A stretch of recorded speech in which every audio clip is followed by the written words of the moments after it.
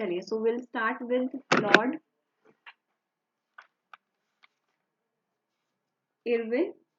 Lord Irwin के साथ आज हम शुरू करने जा रहे हैं। रेडिंग हमने पढ़ लिया था कल, so let's start with him now.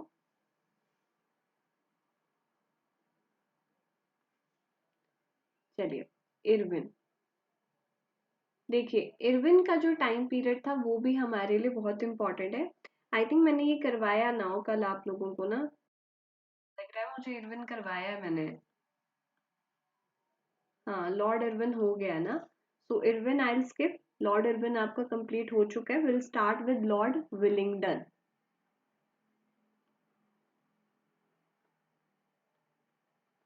Lord Willingdon, right. Lord Willingdon के टाइम पीरियड में क्या इंपॉर्टेंट इवेंट्स होंगे? सबसे पहले इसके टाइम पे second and third round table conference होंगी। क्या होंगी, कैसी थी कॉन्फ्रेंसेस, वो हम स्टेप बाय स्टेप पढ़ेंगे जब हम मॉडर्न हिस्ट्री के इवेंट्स को इन डिटेल डिस्कस करेंगे, राइट। तो इनके टाइम पीरियड में क्या होगा? Second and third round table conference का आयोजित किया जाएगा। अब देखिए, जो सेकेंड राउंड टेबल कॉन्फ्रेंस थी ये 1931 में हो जाएगी।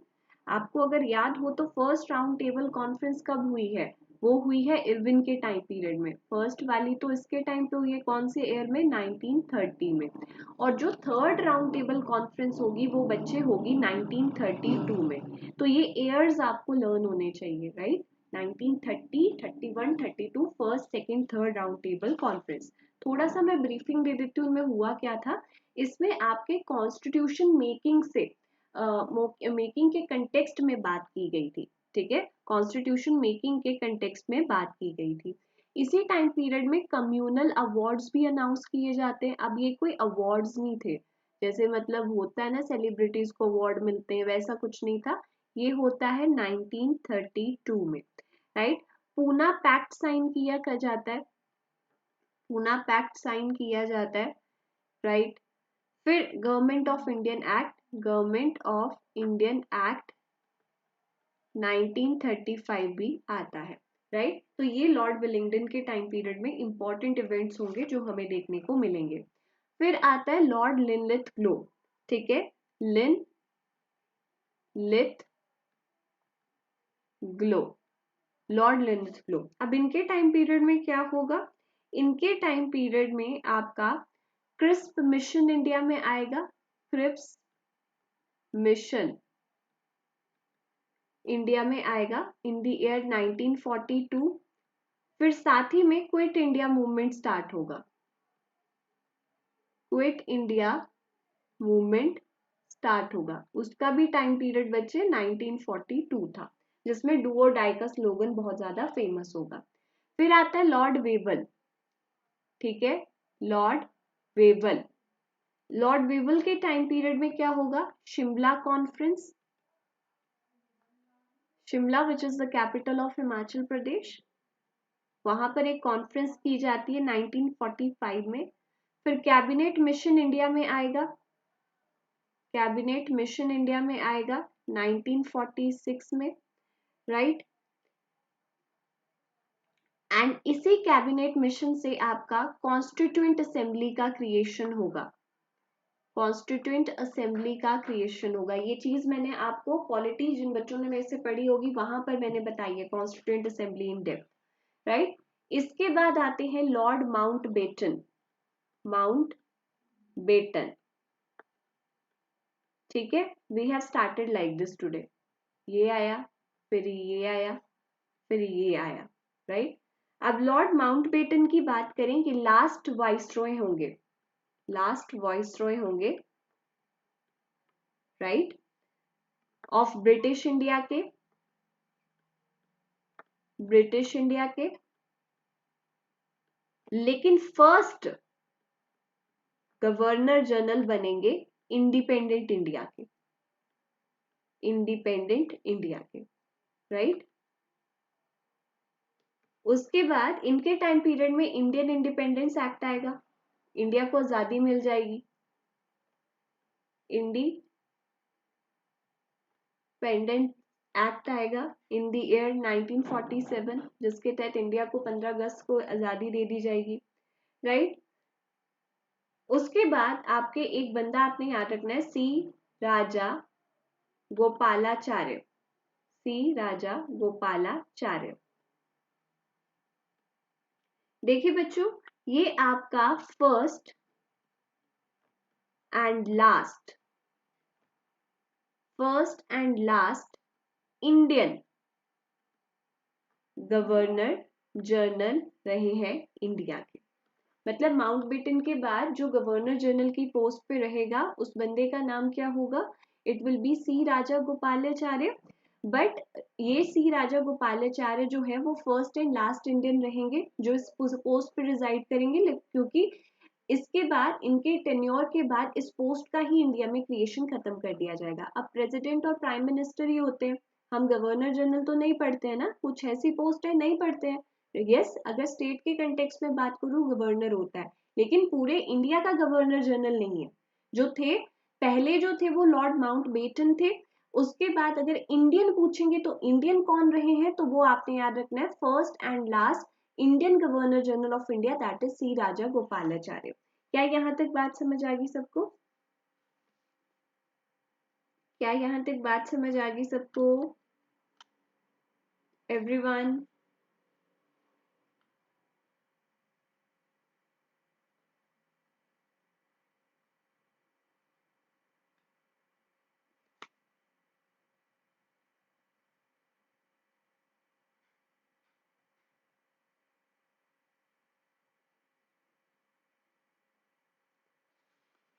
Can everyone see screen now? Can everyone see screen now and everyone answer it?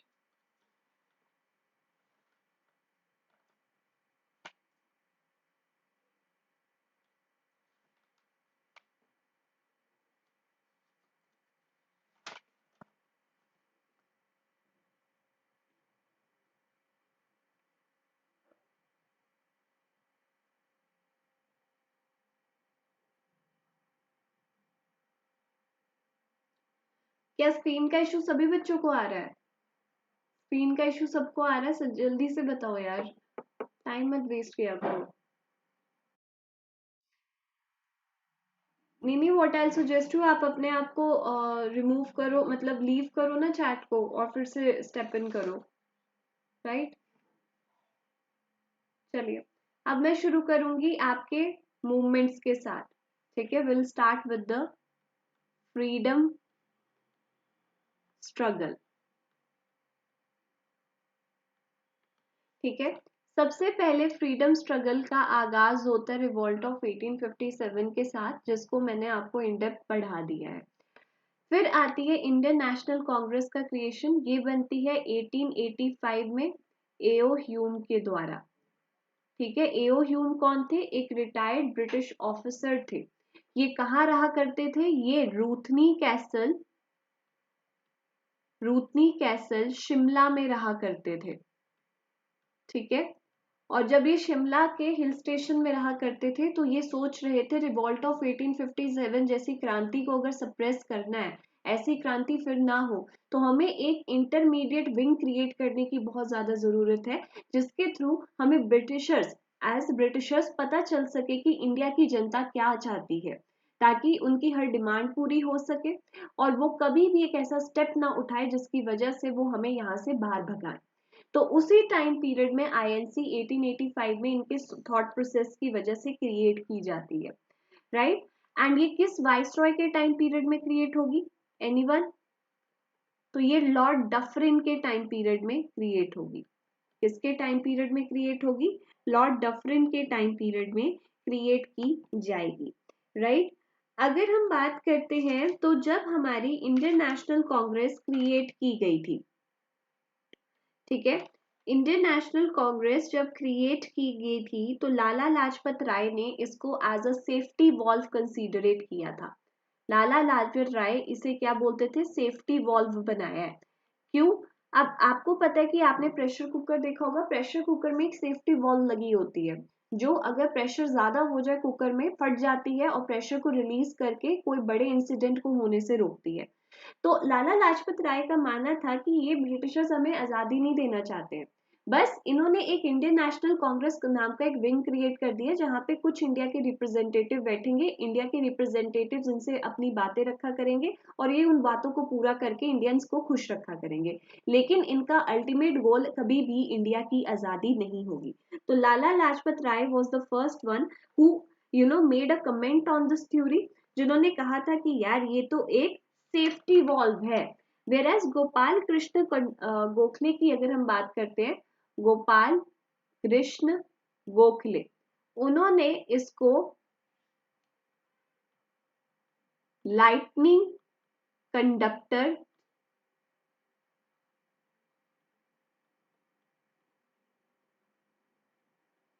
Theory के थ्रू एक्सप्लेन किया था। इन्होंने कहा ब्रिटिशर्स का इवेंचुअली गोल हम लोगों को अपना स्लेव बनाकर रखने का है, बस ये एक पैनल क्रिएट किया गया है ताकि जो जो इंडियंस को चाहिए तो वो उनको मिलता रहे टाइम टू टाइम, लेकिन उनकी जो डिमांड है कंप्लीट स्टेटहुड की वो उन्हें कभी ना दी जाए। होता है ना, जैसे जब डॉगी भौंकता है, उसको भूख लगती है, आप बिस्किट डाल देते हो, वो शांत हो जाता है, तो वैसे ब्रिटिशर्स इंडिया के साथ कर रहे थे इंडियन के लोगों को। ठीक है, वो कुत्तों की तरह रखते थे, वो चाहते थे कि उनको बस मतलब बिस्किट डाल दिया जाए, वो चुप रहे, जब वो फिर से मतलब कुछ डिमांड करने लगेंगे फिर बिस्किट डाल दे फिर चुप रहे।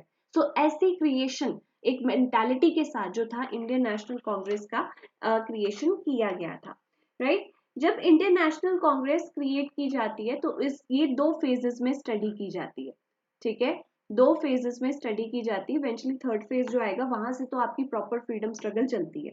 पहला होता है मॉडरेटर फेज, दूसरा होता है एक्सट्रीमिस्ट फेज।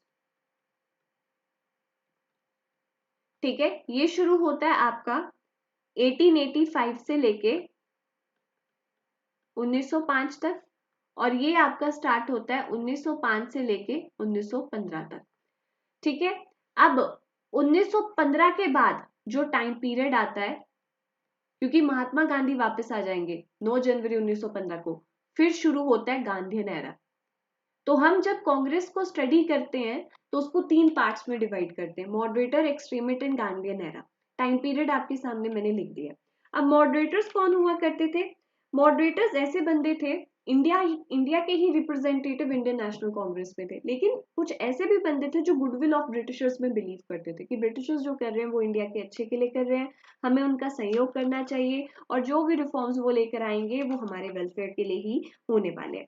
तो उनके तीन टूल्स होते थे ये। अगर ब्रिटिशर्स इनकी बात नहीं मानते थे तो प्रेस में ये अनशर्ट आर्टिकल्स लिखा करते थे इनके बारे में, या प्रेयर किया करते थे ब्रिटिशर्स के आगे कि प्लीज हमारी बात मान लो, या पिटीशंस फाइल किया करते थे कि हमारी सुनवाई कर लो, हमारा ये लॉ पास कर दो। तो इनके पास 3P का हथियार था जिसके थ्रू ये क्या करते थे, अपनी चीजों को मनवाया करते थे। एक्सट्रीमिस्ट की अगर हम बात करें तो ये ऐसे बंदे हुआ करते थे जो सीधा अल्टीमेट गोल रखते थे कि हमें स्वराज चाहिए। स्वराज मतलब होता है कंप्लीट इंडिपेंडेंस, कंप्लीट इंडिपेंडेंस। तो कंप्लीट इंडिपेंडेंस की डिमांड रखने वाले कौन कहलाए? एक्सट्रीमिस्ट कहलाए। ठीक है, अब इंपॉर्टेंट लीडर्स जो आपको मॉडरेटर फेज के याद रखने हैं, एक है दादा भाई नौरोजी, प्लीज इनका नाम लिख लीजिए सभी बच्चे, दादा भाई नौरोजी। ये पारसी कम्युनिटी से बिलोंग करते थे, पारसी कम्युनिटी से बिलोंग करते थे। इन्होंने एक बुक लिखी है that is poverty and British rule in India, poverty and British rule in India, right. और साथ ही में इनको एक निकनेम दिया गया था that is grand old man of India, क्योंकि बहुत बुजुर्ग थे और इतनी बुजुर्ग अवस्था में भी पॉलिटिक्स में इतना एक्टिव होना, तो grand old man of India इन्हें कहा जाता था, राइट। तो Dadabhai Naoroji was one of the members of this time period। ठीक है, दादा भाई Naoroji was one of the important member I could say of this time period। बहुत ही इंटरेस्टिंग बंदे रहे हैं, ग्रैंड ओल्ड मैन इनको टैग दिया गया। और इंपॉर्टेंट बुक जो इन्होंने लिखी है that is poverty and British rule in India, this is the book that he have written. Extremist में बात करें तो बाल, लाल और पाल, दैट इज बाल गंगाधर तिलक। ये तो मतलब आप तीन सोल्स बोल सकते हो इसके, लाला लाजपत राय,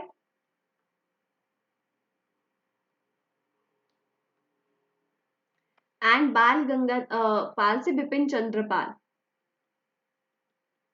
बिपिन चंद्र पाल।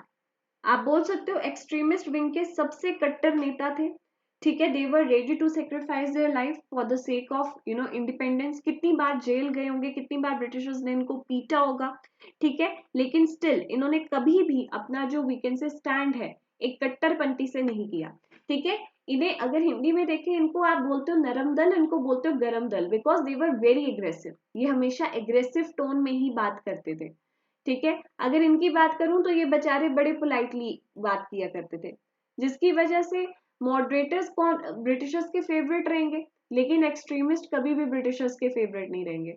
वो तो कुछ ना कुछ ऐसा करेंगे कि एक्सट्रीमिस्ट जेल में ज्यादा टाइम रहे और बाहर कम रहे, right. So this was all about it. चलिए अब हम फ्रीडम स्ट्रगल के ऊपर आते हैं कि कैसे हमारा ये सारा चीजें चली। देखिए अब स्टार्ट होती है हमारा time period partition of Bengal से। देखिए मैंने आपको बताया था कि partition of Bengal Lord Curzon के टाइम पीरियड में अनाउंस किया जाता है, ठीक है। लॉर्ड कर्जन के टाइम पीरियड में अनाउंस किया जाता है, आई थिंक 1905 में ही। अब कर्जन बोल देता है कि देखिए बंगाल का जो एरिया है वो इतना ज्यादा बड़ा है कि हम उसको गवर्न नहीं कर सकते, इसलिए हम इसको दो पार्ट्स में डिवाइड करेंगे, ठीक है। अब दो पार्ट्स कौन कौन से थे, एक बनेगा ईस्ट बंगाल और दूसरा बनेगा आपका असम। तो इन्होंने बोला कि हमें दो पार्ट्स बनाने पड़ेंगे, ठीक है, by creating East Bengal and Assam out of the rest of the Bengal, right. तो इस टाइम पीरियड में अगर आप देखो तो लोगों में इतनी भावना आ चुकी थी, 1905 में लोग इतने अवेयर हो चुके थे कि ब्रिटिशर्स हमारे साथ अच्छा नहीं कर रहे, we have to expel Britishers out of Indian domain. तो Bengal was the epicentre of that time, क्योंकि बंगाल में बहुत ज्यादा it was the epicentre of nationalism, nationalism. तो यहाँ पे इस मूवमेंट को सप्रेस करने के लिए उन्होंने बंगाल का विभाजन अनाउंसमेंट कर दी और उन्होंने बोला कि हम 16 जनवरी को, ठीक है, 16 जनवरी को, 16 जनवरी, 16 जनवरी नहीं 16 अक्टूबर 1905 को बंगाल को डिवाइड करेंगे, बंगाल को डिवाइड कर देंगे, ठीक है। तब तक आप लोग अपना बोरिया बिस्तरा बांध लो, जहां तुम लोगों ने जाना है देख लो, तुमने ईस्ट बंगाल में रहना है या असम में रहना है, that is completely your choice, ठीक है। तो ये सब इस टाइम पीरियड में हुआ। तो उस टाइम पीरियड में जो लेफ्टिनेंट गवर्नर थे, अब लॉर्ड कर्जन क्या था, लॉर्ड कर्जन तो वाइस रॉय था, लेकिन बंगाल का अपना भी लेफ्टिनेंट गवर्नर हुआ करता था। उसका क्या नाम था, उसका नाम था एंड्रयू फ्रेजर। ये वही एंड्रयू फ्रेजर है जिसके टाइम पीरियड में आपका 1902 में पुलिस कमीशन गठित किया जाएगा, ठीक है। तो लेफ्टिनेंट गवर्नर बंगाल का कौन होता है, एंड्रयू फ्रेजर। और एंड्रयू फ्रेजर बोलता है सभी को कि देखो वाइसरॉय का ऑर्डर आ गया है, बंगाल का विभाजन 16 अक्टूबर 1905 को करना है, तो सभी अपना अपना देख लो कहाँ किसने कहाँ रहना है, ठीक है। अब लोगों ने डिसाइड किया, जितने भी हिंदू मुस्लिम्स उस एरिया में रहते थे उन्होंने डिसाइड किया कि अगर 16 अक्टूबर 1905 को बंगाल को डिवाइड करना है तो उस दिन हम रक्षाबंधन डे सेलिब्रेट करेंगे। अब इन्होंने बोला रक्षाबंधन से क्या होगा, तो उन्होंने समझाया, जो लोग थे जो बहुत अच्छे मतलब पढ़े लिखे लोग थे, उन्होंने बोला कि जो हिंदू हैं वो मुस्लिम को राखी बांधेंगे और मुस्लिम जो हैं वो हिंदू को राखी बांधेंगे, क्योंकि इनका अल्टीमेट गोल क्या था, नेशनलिज्म की फीलिंग को सप्रेस करना। नेशनलिज्म की फीलिंग सप्रेस तभी होगी अगर हिंदू मुस्लिम अलग हो जाएंगे। तो इतना तो लोगों को समझ आ गया था that this step was definitely taken for the you know for creating an end to the bond of Hindu and Muslim community। तो लोग भी चालाक थे, उन्होंने बोला कि 16 अक्टूबर को तो हम रक्षाबंधन सेलिब्रेट करेंगे। इसी टाइम पीरियड में एक अंकल आएंगे जिनका नाम होगा एस.एन. बनर्जी, सुरेंद्र नाथ बनर्जी ने बोलते हैं, ठीक है। एस.एन. बनर्जी नाम का एक बंदा आएगा जो बॉयकॉट मूवमेंट स्टार्ट कर देगा, जो बॉयकॉट मूवमेंट स्टार्ट कर देगा, मतलब वो बोलेगा ब्रिटिशर्स को बॉयकॉट करो, चाहे वो उनके एजुकेशनल इंस्टीट्यूट्स हैं, चाहे वो उनके ऑफिसेस हैं, चाहे वो उनके प्रोडक्ट्स हैं, चाहे वो उनकी सर्विसेज हैं, सब चीजों को आप इग्नोर करें, और अगर इग्नोर करोगे अल्टीमेटली क्या होगा, ब्रिटिशर्स को आपकी बात माननी पड़ेगी। And to your surprise you might be not aware of this fact, Surendra Nath Banerjee एक सिविल सर्वेंट थे, इंडियन सिविल सर्वेंट थे। उन्होंने इस मूवमेंट को सपोर्ट करने के लिए अपनी सिविल सर्विसेज से रिजाइन दिया, अपनी सिविल सर्विसेज से रिजाइन लिया, ठीक है। एंड इस वजह से उनको आज तक पार्टीशन ऑफ बंगाल में बॉयकॉट मूवमेंट के स्टार्टिंग के लिए आज तक जाना जाता है, ठीक है। आई होप यहां तक आप लोगों को बात समझ आ गई होगी, ठीक है।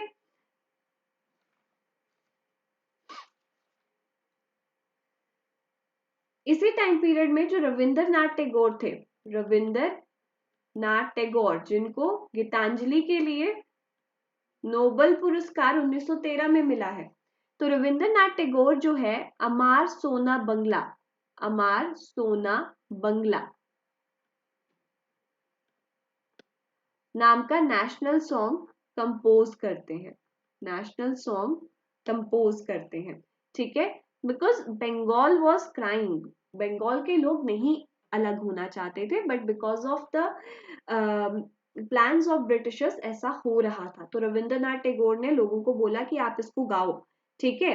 बट आप लोगों को जानकर हैरानी होगी 1971 में यही जो है बांग्लादेश का नेशनल एंथम बन चुका है। गाना था वैसे बंगाल के लिए, लेकिन अब बांग्लादेश का ये नेशनल एंथम है, ठीक है। बांग्लादेश का ये नेशनल एंथम है, राइट। ये चीज होगी। अब ब्रिटिशर्स सोच रहे थे ठीक है रक्षाबंधन मना लेंगे, जोर जोर से अमार सोनार बंगला गा लेंगे, हमें बॉयकॉट कर लेंगे, हम तब भी बंगाल का विभाजन करेंगे। तो इस टाइम पीरियड में 1905 का इंडियन नेशनल कांग्रेस का, इंडियन नेशनल कांग्रेस क्या करती थी, हर साल मीटिंग रखती थी, ठीक है। तो 1905 में ये बनारस में मिलेंगे, बनारस में मिलेंगे, ठीक है। और इसका प्रेसिडेंट कौन होगा उस टाइम पीरियड में, गोपाल कृष्ण गोखले, गोपाल कृष्ण गोखले इसके प्रेसिडेंट होंगे।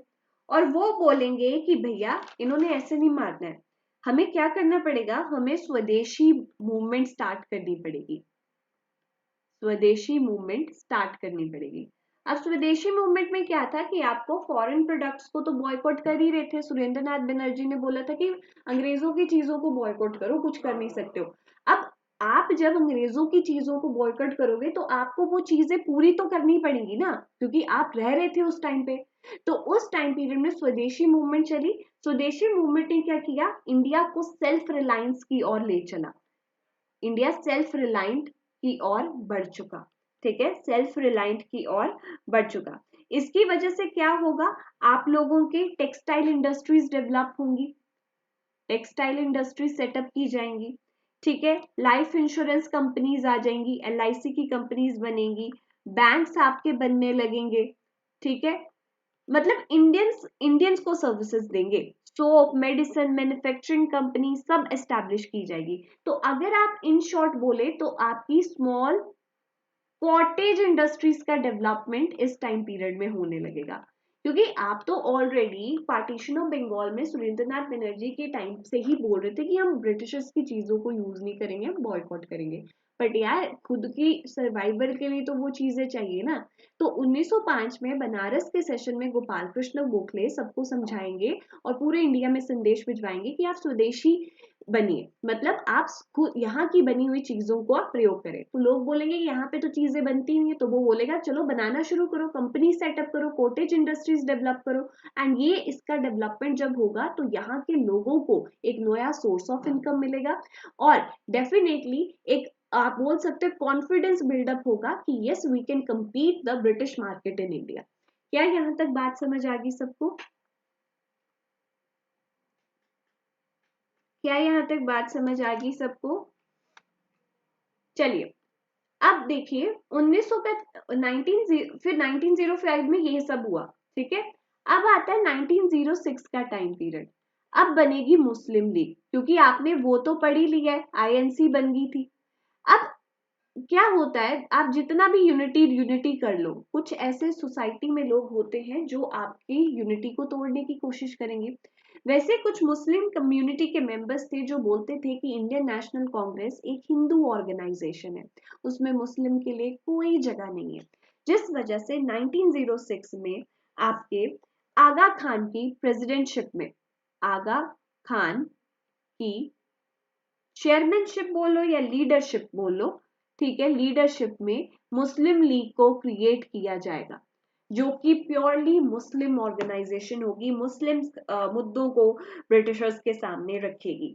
साथ ही में इसके को फाउंडर्स कौन थे, को फाउंडर्स कौन थे और उनके नाम लिख लीजिए। एक का नाम था नवाब सलीमुल्लाह, नवाब सलीमुल्लाह, और दूसरे का नाम था मोहसिन उल मुल्क।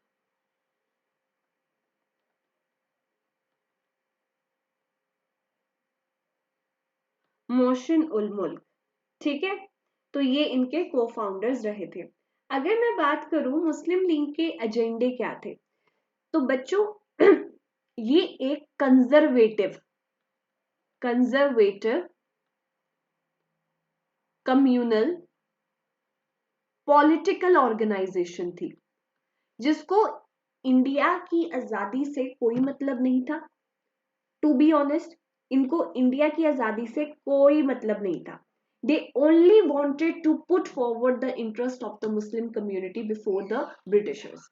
इनका मेजर ऑब्जेक्टिव आगे चल के देखना, ये मुस्लिम लीग इंडिया के डिवीजन के लिए रिस्पॉन्सिबल होगी, ठीक है। तो एक कंजर्वेटिव कम्युनल पॉलिटिकल ऑर्गेनाइजेशन थी जिसने पार्टीशन ऑफ बंगाल को फेवर किया, ठीक है। अब इनकी क्या बना, दे फेवर्ड पार्टीशन ऑफ बंगाल, कि यार ये तो बहुत अच्छा हो रहा है, पार्टीशन करो, मुस्लिम अलग हो जाएंगे और हम जो है हिंदू से, मतलब हिंदू का अलग जगह बन जाएगी। तो क्या होगा, पार्टीशन ऑफ बंगाल को सपोर्ट करेंगे, स्वदेशी मूवमेंट को अपोज करेंगे। मतलब जो जो, अगर देखा जाए, जहां जहां आपका आईएनसी फेवर करेगा उसको ये अपोज करेंगे, और जहां अपोज करेगा उसको फेवर करेंगे, ठीक है। तो ये चीज आपने इसमें लिख लेनी है, ठीक है। और सिर्फ मुस्लिम इंटरेस्ट की बात करेंगे, ठीक है, मुस्लिम इंटरेस्ट को पुट फॉरवर्ड करेंगे, हम मुस्लिम्स का ये कर दो, रिजर्वेशन दे दो, ये कर दो, वो कर दो, इंडिया की आजादी से कोई मतलब नहीं होगा, ठीक है। INC was fighting as a whole, it was looking forward, Hindu Muslim, ठीक है, सिख ईसाई सब धर्मों को लेके चल रही थी, इंडिया को इंडिपेंडेंस भी दिलवाएगी आगे चलकर जब गांधी नहरा में पहुंचेगी, ठीक है। बट इनको कोई मतलब नहीं था, इनको ये था कि भैया अपना अलग सा एक कंट्री कुंट्री बन जाए, हम लोग एक अलग जगह पे रहें और ब्रिटिशर्स हमारे हित में फैसला लेते रहे। अब इसी चीज का फायदा कौन उठाएंगे, ब्रिटिशर्स उठाएंगे, राइट। तो 1906 में ये होता है। अब 1906 में ही आपका एक कलकत्ता का आईएनसी का सेशन लगता है, आईएनसी मतलब 1906 में कलकत्ता का सेशन लगता है, और इस टाइम पे अब आईएनसी के प्रेसिडेंट कौन होते हैं, दादा भाई नारोजी, जिन्हें grand old man of India कहते हैं। ये अडॉप्ट करते हैं स्वराज वर्ड को, मतलब स्वराज वर्ड को दयानंद सरस्वती के बाद जो बहुत हाईलाइट करके बोलते हैं वो होते हैं दादा भाई नौरोजी। अब इससे स्वराज से उनका क्या मानना था, स्वराज से उनको चार चीजों में स्वराज चाहिए था, ठीक है, चार चीजों में स्वराज चाहिए था। देखो स्वराज का मतलब क्या होता था, सेल्फ रूल या सेल्फ गवर्नमेंट। लेकिन जब दादा भाई नारोजी ने इसका कंसेप्ट पुट फॉरवर्ड किया, तो इन्होंने सेल्फ गवर्नमेंट तो बोला ही बोला कि हमें अपनी खुद की सरकार चाहिए, हम खुद अपने आप को गवर्न करेंगे, आप कुछ नहीं होते हमें गवर्न करने वाले, ठीक है। साथ में इन्होंने बोला कि हम लोग स्वदेशी को भी प्रेफर करेंगे, मेड इन इंडिया को प्रमोट करेंगे, आपकी चीजों को नहीं लेंगे, और अगर आपने जबरदस्ती अपनी चीजें हम पर थोपी तो हम उसको बॉयकॉट करेंगे। एंड डेफिनेटली इंडिया के लोगों की प्रोग्रेस के लिए national education has to play a very crucial role. तो आपको इंडिया के लोगों को अपनी वर्निकुलर लैंग्वेज में एजुकेशन प्राप्त करने का अधिकार देना ही पड़ेगा, राइट। तो ये 1906 में आपका एक इम्पॉर्टेंट इवेंट है जो कलकत्ता में दादा भाई नारोजी के टाइम पीरियड में होगा। यहाँ तक कोई डाउट है किसी को?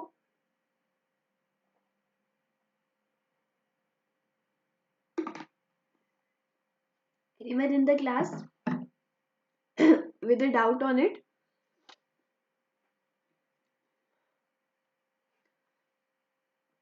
वेरी गुड, अगर किसी को कोई डाउट नहीं है।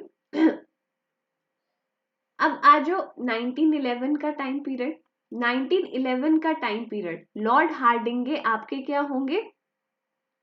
वाइसरॉय होंगे, and this will be Lord Hardinge two, he will be the viceroy. अब इस टाइम पीरियड में जॉर्ज पंचम इंडिया में आते हैं, एक रॉयल दरबार दिल्ली में लगता है, अगर आप लोगों को याद होगा, ठीक है, दिल्ली दरबार लगता है 1911 में, रॉयल, जिसको रॉयल दरबार भी हम कहते हैं। लेकिन इसी टाइम पीरियड में लॉर्ड हार्डिंगे के ऊपर बॉम्ब ब्लास्ट हो जाता है। इवेंचुअली ये बच जाता है, बट बॉम्ब ब्लास्ट किया जाता है ताकि इसको डर पड़ जाए कि अब तो नेशनलिज्म की फीलिंग लोगों के अंदर भर चुकी है। इसी 1911 के दरबार में जब तक बॉम्ब नहीं गिरा होता, कुछ अनाउंसमेंट होती है, जैसे कलकत्ता से अब हमारी कैपिटल दिल्ली हो जाएगी, पार्टीशन ऑफ बंगाल कैंसिल कर देते हैं, नहीं करेंगे क्योंकि तुम लोग तो हमारी मार्केट डुबाने पे लग पड़े हो स्वदेशी वगैरह प्रमोट करके। तो पार्टीशन ऑफ बंगाल क्या कर दिया जाता है बच्चों? कैंसिल कर दिया जाता है, राइट। और हार्डिंगे के ऊपर बॉम्ब गिरता है, वो तो चलो बहुत ही अच्छा इवेंट है जो होता है, लेकिन ये बच जाता है।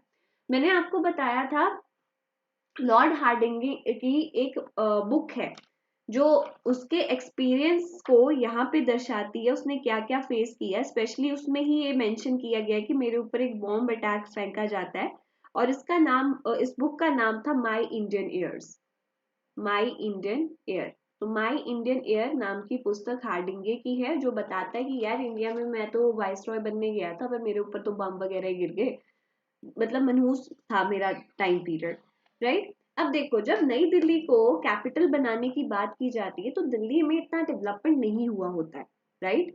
दिल्ली का डेवलपमेंट इतना अच्छे से नहीं हुआ होता है, तो दिल्ली की प्लानिंग लगाई जाती है। अब दिल्ली को कैपिटल है तो कैपिटल को तो आपको सुंदर करना पड़ेगा ना, सुंदर करना पड़ेगा। तो इस कैपिटल की डिजाइनिंग की जो जिम्मेदारी होती है 1911 में किसको दी जाती है? एडवर्ड लुटियंस को, एडवर्ड लुटियंस को। तुम ऐसे याद रख लो, दिल्ली को अच्छा चमकाने के लिए कोई बंदा आएगा, लूट कर ले जाएगा, ठीक है, लूट कर ले जाएगा, ठीक है। अब साथ ही में एक और बंदा इसकी मदद करने आता है, that is Herbert, Herbert baker, ठीक है, बेकर। तो हर्बर्ट बेकर नाम का एक बंदा आता है, दिल्ली को डिजाइन करने में लुटियंस की मदद करता है। इवेंचुअली दिल्ली में काम चलना शुरू हो जाता है, बहुत सी चीजें यहाँ पे बनाई जाती हैं, ठीक है। और फाइनली जब दिल्ली तैयार हो जाती है, ठीक है, तो दिल्ली का इनॉग्रेशन किया जाता है किसके द्वारा? आपके वाइसरॉय इरविन के द्वारा। तो वाइसरॉय इरविन आकर इसका इनॉग्रेशन करेगा, ठीक है, and he will be the first viceroy to reside in Viceroy House, जो आज का राष्ट्रपति भवन है, प्रेसिडेंट हाउस है, ठीक है, प्रेसिडेंट हाउस। तो ये उस टाइम पीरियड के स्ट्रक्चर्स है, ब्रिटिशर्स ने अपने लिए बनाए थे, लेकिन आज के टाइम पे हमारी द्रौपदी मुर्मू उस भवन में रह रही है। तो 1911 में जब दिल्ली को कैपिटल बनाया जाने लगा तो उसकी डिजाइनिंग करना बहुत इंपॉर्टेंट था, बिकॉज दिल्ली में इतनी डेवलपमेंट हुई नहीं थी, सारा काम तो कलकत्ता में ही हुआ था।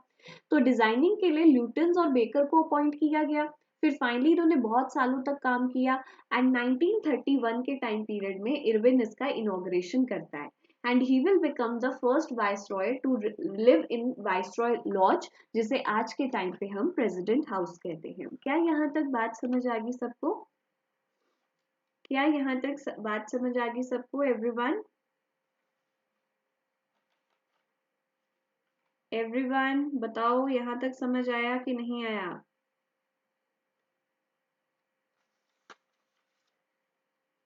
चलिए, अब हम लोगों को 1907 एंड 1914 का याद रखना है। देखो 1907 में आईएनसी का हो जाता है ब्रेकअप, ठीक है, और 1940 में आईएनसी का हो जाएगा पैचअप, समझ रहे हो? ब्रेकअप हो जाएगा, मतलब ये आईएनसी थी, इसके दो हिस्से हो जाएंगे, मॉडरेटर्स अलग हो जाएंगे, एक्सट्रीमिस्ट अलग हो जाएंगे, क्योंकि थॉट से मैच नहीं करेंगे। एक जी हजूरी करेंगे, ब्रिटिशर्स के पीछे पीछे घूमेंगे, दूसरे बोलेंगे यार हमारा देश है, हमारी जगह है, हमारे लोग हैं और हम तब भी इनकी गुलामी करें। वो एक्सट्रीमिस्ट थे और इनकी लड़ाई हो जाएगी। इसे बोलते हैं सूरत स्प्लिट। इसे बोला जाता है सूरत स्प्लिट। ठीक है, क्योंकि सूरत में ये दोनों हाउसेस ठीक है एक दूसरे से अलग हो जाएंगे। अब इसकी भी एक बहुत प्यारी कहानी है।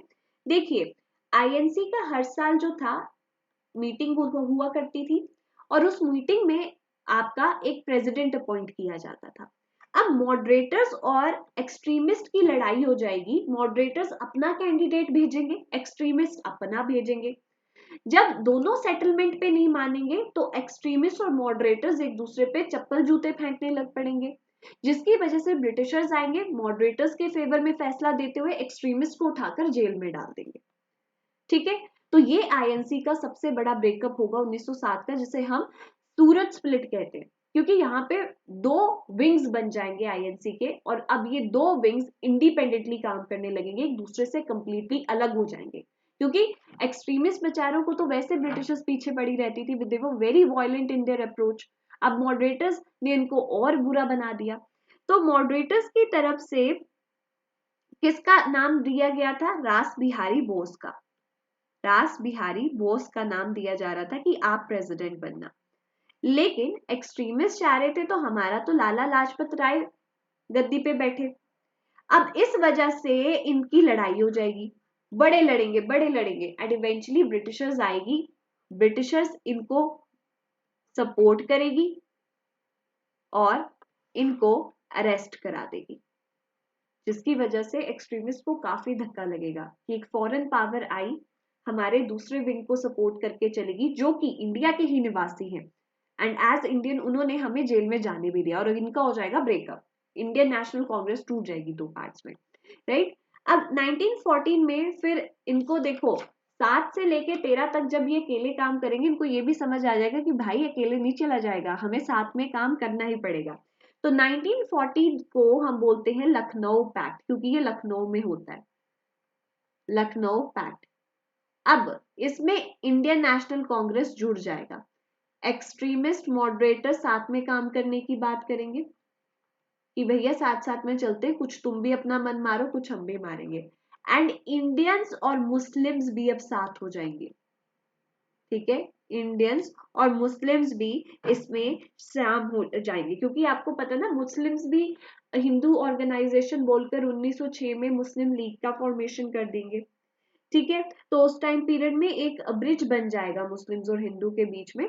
ठीक है, तो उस टाइम पे एक मोहम्मद अली जिन्ना नाम का बंदा होता था, मोहम्मद अली जिन्ना, वो मुस्लिम्स को वापस इंडियन नेशनल कांग्रेस में लेकर आएगा कि भाई इतने भी बुरे नहीं है इंडियंस, हम लोगों को भी और इनको भी एक मतलब साथ में मिलकर काम करना चाहिए, अदरवाइज ब्रिटिशर्स तो हमारा एक्सप्लॉयटेशन कर ही रहे हैं। ठीक है, एक्सप्लॉयटेशन कर ही रहे हैं। अब इसी वजह से जो सरोजनी, क्योंकि मोहम्मद अली जिन्ना का पहले दिमाग ठीक था, आगे चलकर यही बंदा पाकिस्तान की डिमांड करेगा। सरोजनी नायडू इनको, सरोजनी नायडू इन्हें ambassador of Hindu Muslim, ambassador of Hindu Muslim unity कहती है। बोलती है कि यार इससे अच्छा कोई बंदा नहीं हो सकता जो दो रूठे हुए लोगों को साथ में लेकर आ रहा है, he is the ambassador of Hindu Muslim unity. ठीक है, तो इस वजह से सरोजनी नायडू, ये जो टैग है मोहम्मद अली जिन्ना को, जब वो मुस्लिम्स कम्युनिटी को वापस आईएनसी से जोड़ता है तब वी कैन से उनको देती है। यहां तक बात समझ आ गई सबको? यहां तक बात समझ आ गई सबको? जल्दी से बताएं।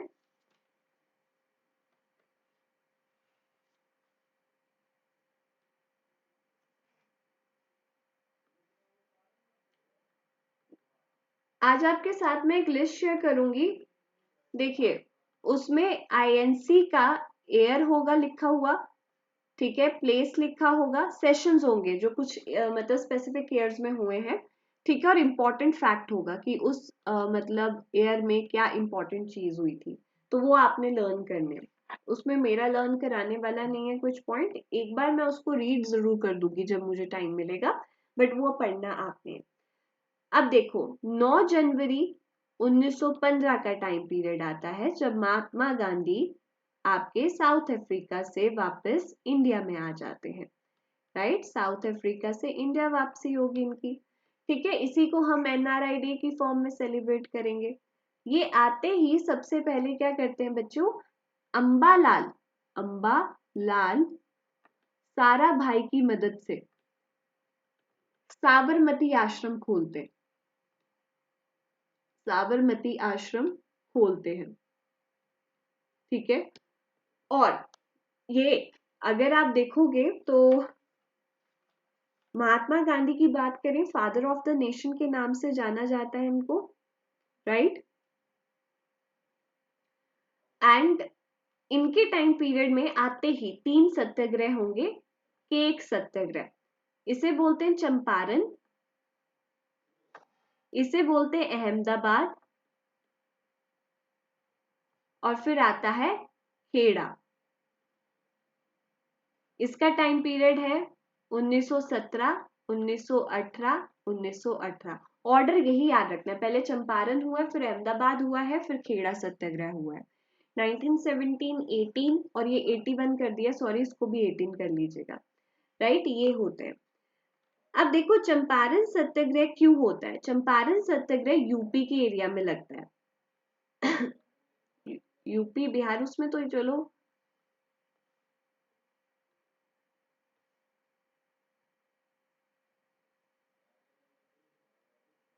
ठीक है। चंपारण जो है वो आपका यूपी बिहार के एरिया में लगता है।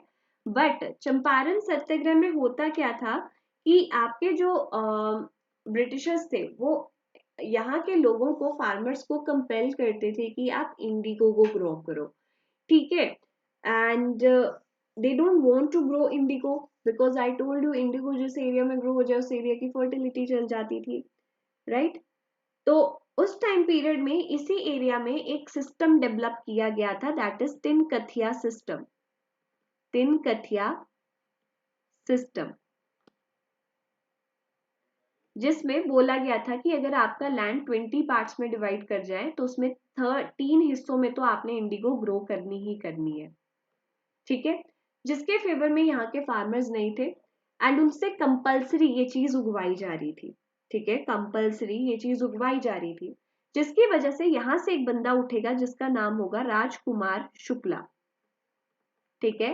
राजकुमार शुक्ला यहां से जाएगा और महात्मा गांधी को इनवाइट करके लाएगा कि आप हमारे लिए यहाँ पे फाइट करो, ठीक है।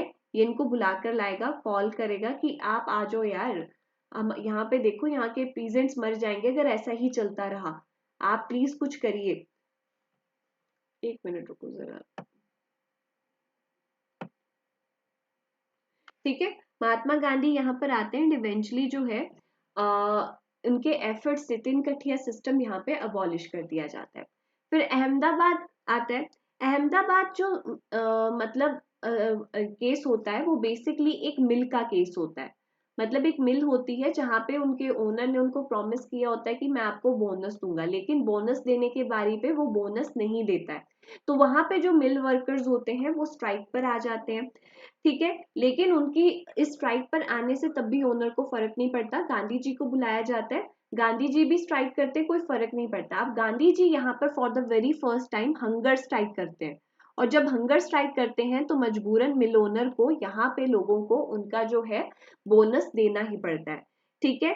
तो 35% यहाँ पे बोनस दिलवाने में महात्मा गांधी सक्सेसफुल रहते हैं। 35% बोनस जो है वो सब we can say Mahatma Gandhi को दिलवाते हैं, महात्मा गांधी सबको दिलवाते हैं। फिर आता है खेड़ा सत्याग्रह। खेड़ा सत्याग्रह जो होता है वो भी 1918 में होता है, बट इसका ऑब्जेक्टिव होता है कि वहां पे क्रॉप्स जो है वो ग्रो नहीं कर पाती हैं, फेलियर ऑफ क्रॉप देखने को मिलता है because of the adverse climatic condition, जैसे फमाइंस वगैरह हिट कर गई होंगी, जिसकी वजह से लोगों को जैसे कि ग्रोथ हुई नहीं थी, क्रॉप ग्रो हुई नहीं थी, तब भी टैक्स मांगा जा रहा था कि आप इतना टैक्स दो, आप क्या मतलब, तो पेजेंट्स बोलते कि हमने तो मतलब कैसे देंगे टैक्स जब हमारी क्रॉप्स ही ग्रो नहीं हुई है, तो बोलते नहीं नहीं देना तो आपको पड़ेगा। फिर महात्मा गांधी को यहाँ पे बुलाया जाता है और महात्मा गांधी पीसफुल सेटलमेंट कर लेते हैं। आई थिंक महात्मा गांधी की सबसे खास बात क्या थी कि वो बिना लड़े धड़े, जैसे एक्सट्रीमिस्ट तो लड़ जाते थे ना, और मॉडरेटर्स तो बस विनतियां करते रहते थे, लेकिन काम उनसे भी नहीं होता था। He was unique on off his own only, क्योंकि वो पीसफुली चीजों को मनवा जाते थे। और अगर आप इन 3 सत्याग्रह की बात करोगे, दैट इज केक सत्याग्रह, ये इनके इंडिविजुअल लेवल के सत्याग्रह थे, इंडिविजुअल लेवल के सत्याग्रह थे, जहां पर उन्होंने अभी पूरी इंडिया की जनता को कनेक्ट नहीं किया था अपने साथ। अब इनका जो नेशनल लेवल का सत्याग्रह होगा ना, उसे हम बोलते हैं नॉन कॉर्पोरेशन मूवमेंट। उसे हम क्या बोलते हैं? नॉन कॉर्पोरेशन मूवमेंट, जिसको हम मंडे को डिस्कस करेंगे। तो इंडिविजुअल सत्याग्रह, पहला इंडिविजुअल सत्याग्रह अगर आपको पूछेंगे कौन सा था, चंपारण था। उसके बाद अहमदाबाद और खेड़ा भी हुआ है, नो डाउट, ठीक है। और अगर पूछेंगे कि नेशनल लेवल का सत्याग्रह कौन सा था इनका, तो वो नॉन कॉर्पोरेशन मूवमेंट था। नेशनल लेवल का क्यों था? क्योंकि पूरे इंडिया को अपने साथ ये कनेक्ट कर पाए थे, पूरा इंडिया ने पार्टिसिपेट किया था महात्मा गांधी के साथ उनकी इस फ्रीडम स्ट्रगल में। चलिए, यहाँ तक किसी बच्चे को कोई डाउट है? जल्दी से बताएं मुझे। यहाँ तक किसी बच्चे को कोई डाउट है? जल्दी से बताओ।